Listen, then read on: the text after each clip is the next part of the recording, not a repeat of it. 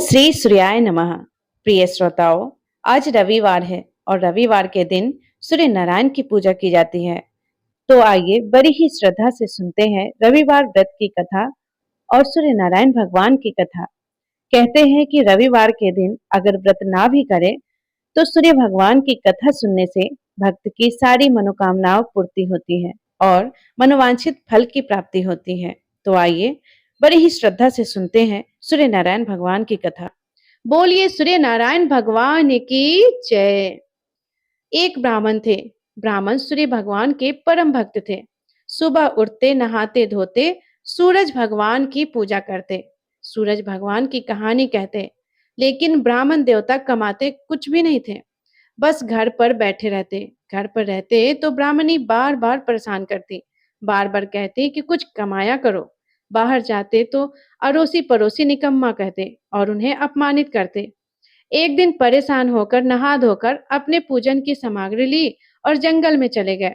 वहां पर एक सूखा पीपल का पेड़ था और पास में सूखी एक तलाई थी। तलाई माने छोटा सा तालाब। वहां पर बैठकर सूरज भगवान की पूजा करने लगे। सूरज भगवान की पूजा की, सूरज भगवान की कहानी कही और सूरज भगवान को जल दे दिया। जैसे ही उन्होंने सूरज भगवान को जल दिया तो उनकी पूजा का जल बहकर सूखे हुए पीपल की ओर सूखी हुई तलाई में चला गया। जल के जाते ही जो सूखा पीपल था वह हरा भरा हो गया और जो सूखी तलाई थी वह भी साफ पानी से भर गई। अब उस जल में सूरज भगवान भी दिखाई देने लगे। सूरज भगवान ने ब्राह्मण देव से कहा, ब्राह्मण देव, मैं तेरे से प्रसन्न हूँ, तू मांग, क्या मांगता है? अब ब्राह्मण ने सुना तो उसने सूर्य भगवान को तो देखा नहीं, वह तो घबरा गया। सोचने लगा कि पीपल के पेड़ पर भूत प्रेत रहते हैं, कहीं यह भूत प्रेत की आवाज है। ब्राह्मण देवता बहुत डर गए, वापस आ नहीं सकते थे क्योंकि घर वालों से, अड़ोसी पड़ोसी से परेशान होकर गए थे। डर डर के वहीं रहते रहे। रोज पूजा करते, रोज जल देते और रोज सूरज भगवान पूछते, मांग, क्या मांगता है? सुनकर और भी चिंता करने लगे, दुबले होते रहे। अब ब्राह्मणी ने सोचा कि बहुत दिन हो गए ब्राह्मण को गए हुए, कुछ आता पता ही नहीं रही। घर भी वापस नहीं आया। वह ढूंढने लगी और चलती चलती जंगल में पहुंच गई। वहां उसने ब्राह्मण देवता को देखा। देखा तो सूखे पड़े हैं, बिल्कुल दुबले पतले हो गए हैं। तो वह पूछने लगी कि क्या बात है, यहाँ क्यों रहते हो और ऐसे सूख क्यों गए हो? तो ब्राह्मण देव ने सारा हाल बता दिया। तो ब्राह्मणी ने कुछ सोचा और फिर बोली कि आपकी पूजा करने के बाद आवाज आती है ना, मुझे तो लगता है कि सूरज भगवान खुद आते हैं और वही कहते हैं कि कुछ मांग। तो ब्राह्मण ने कहा कि बता, मैं क्या मांगू? ज्यादा कुछ कहना होगा तो मैं भूल जाऊंगा। कुछ ऐसी चीजें बता जो कम शब्दों में ज्यादा सा मिल जाए। तब ब्राह्मणी बोली कि अच्छा ठीक है, तुम ऐसा कह देना कि 9 खंडे में महल के अंदर सोने के पालने में पोते पोतियों का दास दासियों के द्वारा खिलाते अपनी आंखों से देखे। इस प्रकार लंबी उम्र, महल, बेटे पोते, परपोते, धन दौलत सब मिल जाएंगे। क्योंकि धन होगा तभी तो सोने का पालना होगा, दास दासियां होंगे, बड़ा महल होगा, स्वस्थ रहोगे, आंखें घुटने ठीक रहेंगे, तभी तो अपने पर पोते को सोने के पालने में झूला झुला सकोगे और उसे देख सकोगे। दूसरे दिन ब्राह्मण देवता ने सुबह नहा धोकर सूरज भगवान की पूजा करी, कथा करी, कहानी करी और सूरज भगवान को जल दिया। अब जैसे ही ब्राह्मण ने पूजा पाठ समाप्त की, ऐसे ही आवाज आई, ब्राह्मण देव कुछ मांग। अब जैसा ब्राह्मणी ने कहा था, ब्राह्मण ने तो सूरज भगवान से वैसा सारा कह दिया। अब सूरज भगवान कहने लगे कि देखने में भोला भाला लगता है, पर एक ही बार में सब कुछ मांग लिया। लेकिन फिर भी बोले, मैं तेरे पर प्रसन्न हूँ, जा, तेरी सारी इच्छा पूरी होगी। अब ब्राह्मण देवता ने सोचा कि सूरज भगवान ने वरदान दिया है तो घर चलकर देखूं। अब ब्राह्मण देव जंगल से घर आ गए। देखा तो टूटी हुई झोपड़ी की जगह पर नौखंडा महल खड़ा है, दास दासी अंदर बाहर आ जा रहे हैं। अब ब्राह्मण देवता तो सोच में पड़ गए कि यहाँ तो मेरी झोपड़ी थी, कहाँ गई? सोचने लगे कि कहीं गलत रास्ते पे तो नहीं आ गया। अभी सोच ही रहे थे कि महल की खिड़की से एक सुंदर औरत खूब सुंदर कपड़ों से, खूब सुंदर गहनों से सजी हुई देख रही थी। तो वह निकल के बाहर आई और कहने लगी कि अंदर आ जाओ, अपना ही घर है। सूरज भगवान ने तुम्हारी मनोकामनाओं को पूरी कर दी है। अब ब्राह्मण देखे यह कौन, थोड़ी देर में देख पहचान के बोला कि अरे यह तो मेरी ब्राह्मणी है। तो ब्राह्मण कहने लगा कि यह इतना सारा धन कहाँ से आया। तो ब्राह्मणी बोली कि सूरज भगवान से मांगा था, उन्होंने ही तुम्हारी मनोकामना पूरी की है। अब ब्राह्मण कहने लगा कि इतने सारे धन का हम क्या करेंगे। ब्राह्मणी बोली कैसी बात कर रहे हो, धन से क्या नहीं कर सकते हैं, दान पुण्य कर सकते हैं, यज्ञ होम कर सकते हैं और गरीबों की सहायता कर सकते हैं। खूब दान पुण्य करेंगे जिससे हमारा यह लोक और परलोक दोनों सुधर जाएंगे। अब ब्राह्मण ने ब्राह्मणी के कहे अनुसार वैसा ही कर दिया। अब सब राजा की जगह पर ब्राह्मण गुणगान करने लगे, और क्योंकि ब्राह्मण तो सबकी मदद करता था, जो कोई भी उसके दरवाजे पर आ जाता उसे खाली नहीं जाने देता, जो कोई भी उसके पास सहायता मांगने आ जाता उसकी सहायता करता, जो गरीब लोग थे उनकी लड़कियों का विवाह करा देते। तो उसका खूब गुणगान होने लगा। अब राजा ने जब सुना तो सोचने लगा कि ऐसा कौन सा ब्राह्मण है जिसकी पूछ मेरे से भी ज्यादा हो गई है। उसने ब्राह्मण को अपने महल में बुलवा लिया। जब ब्राह्मण राजा के महल में गया तो राजा ने उसे पहचान लिया और कहने लगा कि कल तक तो आप भूखे मर रहे थे, आज आप तो कुछ कमाते खाते भी नहीं थे, आज इतना सारा धन आपके पास कहाँ से आ गया, कौन सी चोरी कर ली है, कहाँ डाका डाल लिया है। तो ब्राह्मण कहने लगा कि नहीं राजा जी, मैंने कोई चोरी ना की है, यह तो सब सूर्य देव की कृपा से हुई है। मैं सूरज भगवान की पूजा करता हूँ और सूरज भगवान मेरे से प्रसन्न होकर कहने लगे कि कुछ मांग। तो मैंने यह सब मांगा तो सूरज भगवान ने अपनी कृपा से यह सारा धन मुझे दे दिया। अब राजा कहने लगे कि मेरे कोई पुत्र नहीं है, अगर मैं भी सूरज भगवान की पूजा करूं तो क्या मेरे पुत्र हो सकते हैं। तो ब्राह्मण कहने लगे कि क्यों नहीं हो सकता, सूरज भगवान तो सबकी मनोकामनाओं को पूरी करते हैं। जो कोई भी सच्चे हृदय से सूरज भगवान की पूजा करता है, रोज सुबह उठकर सूरज भगवान में जल चढ़ाता है, सूरज भगवान की कथा आरती करता है, उसकी सारी मनोकामनाएं सूरज भगवान पूरी करते हैं। ब्राह्मण ने राजा को सूरज भगवान की पूजा की सारी विधि बता दी। अब राजा ने ब्राह्मण के कहे अनुसार सूरज भगवान की पूजा की तो उसके पुत्र हो गया। तो सभी प्रेम से बोलिए सूरज भगवान की जय। हे सूर्य नारायण भगवान, जैसे आपने ब्राह्मण की मनोकामनाओं को पूरी की, वैसे ही राजा की मनोकामनाएं पूरी की, वैसे ही सबकी करना, कथा कहानी कहते सुनते और हंकारा भरते सभी की मनोकामनाओं को पूरी करना। तो प्रेम से बोलिए सूर्य नारायण भगवान की जय। प्रिय श्रोताओं, आइए अब सुनते हैं सूर्य नारायण भगवान की एक सच्ची कथा। बहुत समय पहले की बात है, किसी गांव में एक बुढ़िया माई रहती थी। बुढ़िया माई भगवान सूर्य नारायण की भक्त थी। हर रविवार को भगवान सूर्य नारायण की पूजा करती, रविवार का व्रत करती, रविवार के दिन सूर्योदय से पहले ही उठ जाती और स्नान करती, अपने आंगन को अच्छी तरह से गाय के गोबर से लिपती, साफ करती। उसके बाद भगवान सूर्य नारायण की पूजा करते हुए रविवार की व्रत कथा सुनती, सूर्य भगवान को भोग लगाती और फिर शाम के समय एक समय भोजन करती। सूर्य भगवान बुढ़िया माई के भक्ति से बहुत प्रसन्न थे। सूर्य भगवान की कृपा से बुढ़िया माई को कोई चिंता नहीं थी, कोई कष्ट भी नहीं था। धीरे धीरे सूर्य नारायण भगवान की कृपा से बुढ़िया माई का घर भी धन और धान्य से भरने लगा। बुढ़िया माई खुश और सुख से रहने लगी। लेकिन जब कोई सुख होता है तो पड़ोसी जलने लगते हैं। बुढ़िया माई के घर में सब तरह की सुख सुविधाएं देखकर पड़ोसन उससे जलने लग गई। पड़ोसन ने सोचा कि बुढ़िया माई के घर में कोई भी नहीं है, कोई खाने कमाने वाला नहीं है, फिर भी बुढ़िया माई के पास सारी तरह की सुख सुविधाएं क्यों है। एक हमें देखो, सारा दिन काम करते रहते हैं, फिर भी दो दो चार पैसे के लिए तरसते रहते हैं। बुढ़िया माई के पास खुद की कोई गाय नहीं थी, इसलिए रविवार के दिन जब भी बुढ़िया माई पूजा करने के लिए आंगन लिपती तो पड़ोसन की गाय से गोबर लाती। तो एक दिन पड़ोसन ने सोचा, अगर मैं अपनी गाय अंदर बांध लूं तो बुढ़िया माई को गोबर नहीं मिलेगा, फिर देखती हूँ कैसे पूजा करती है। ऐसा सोचकर पड़ोसन ने अपनी गाय को घर के अंदर बांध लिया। रविवार का दिन आया, बुढ़िया माई गोबर लेने गई तो देखा वहां पर गाय तो है ही नहीं। उसने पड़ोसन का दरवाजा खटखटाया।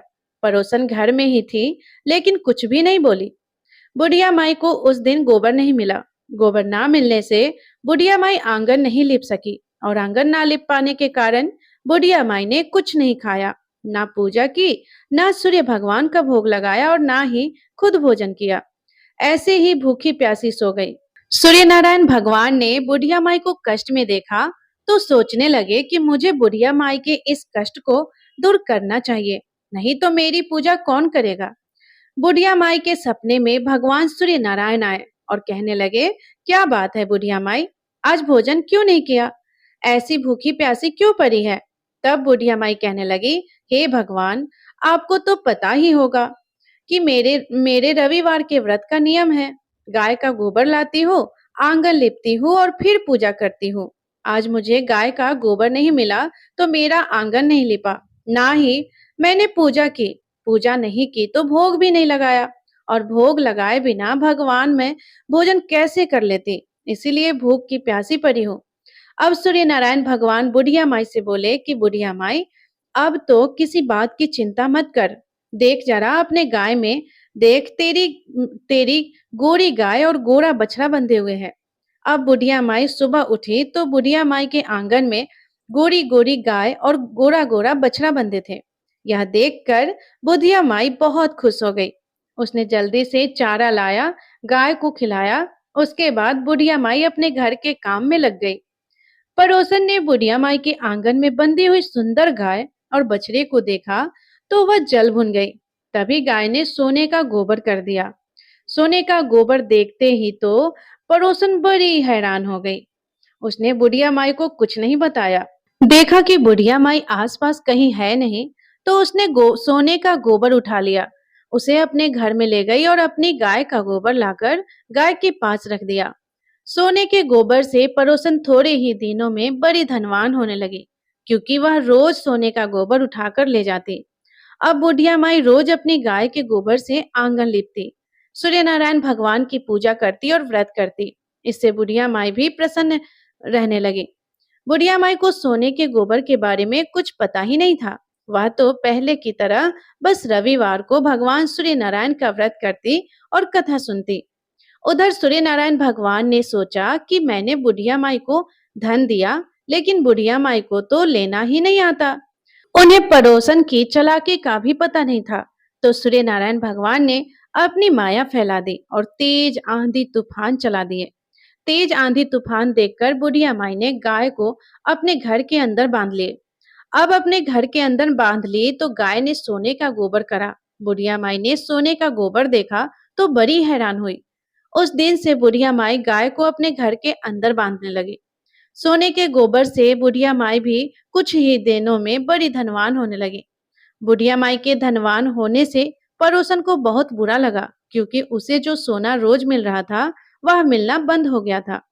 तो उसने अपने पति को समझा बुझाकर उस नगर के राजा के पास भेज दिया और कहलवा दिया कि बुढ़िया माई की गाय तो सोने का गोबर करती है, ऐसी गाय तो राजा महाराजा के यहाँ होनी चाहिए।